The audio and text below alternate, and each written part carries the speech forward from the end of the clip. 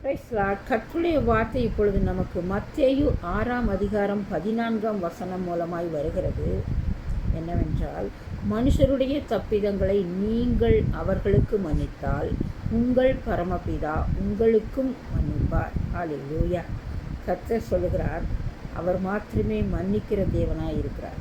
ஹல்லேலூயா. மன்னிக்க தகுதி பெற்ற ஒரே தெய்வமாகிய இயேசு கிறிஸ்து தான் பேசிக்கொண்டிருக்கிறார் நம்மோடு.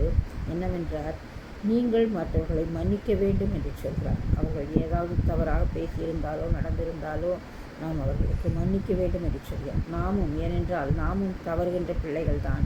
ஏதாவது அறியாமல் தெரியாமல் நாம் பேசிவிடுவோம்.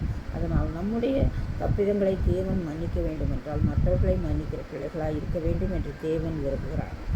ஏனென்றால் ஒரு சகோதர சிநேகம் எல்லோரிடத்திலும் இருக்க வேண்டும் என்று விரும்புகிறார். அதற்காக நாம் எல்லோரிடத்திலும் போய் ஒன்று உறவாடி ஒரு ஐக்கியப்பட்டு இருக்க வேண்டும் என்பதில்லை.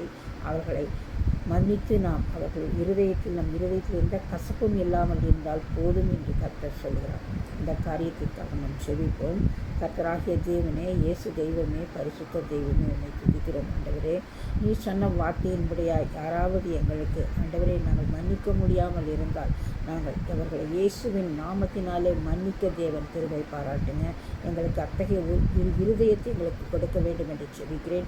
மற்றவர்களுடைய தவறுகளை மன்னித்து அவர்களை ஏற்றுக்கொள்ள தேவன் தாமே உதவி செய்வீராக. சுவாமி, நன்றி செலுத்துகிறோம். எங்கள் பாவங்கள் ஒவ்வொன்றையும் தப்பிதங்கள் ஒவ்வொன்றையும் ஆண்டவரே தேவனாகிய கர்த்தர் இயேசுவின் நாமத்தில் கேட்கிறோம். எங்கள் ஒவ்வொருவரையும் மன்னிக்க வேண்டும் என்று செபிக்கிறோம்.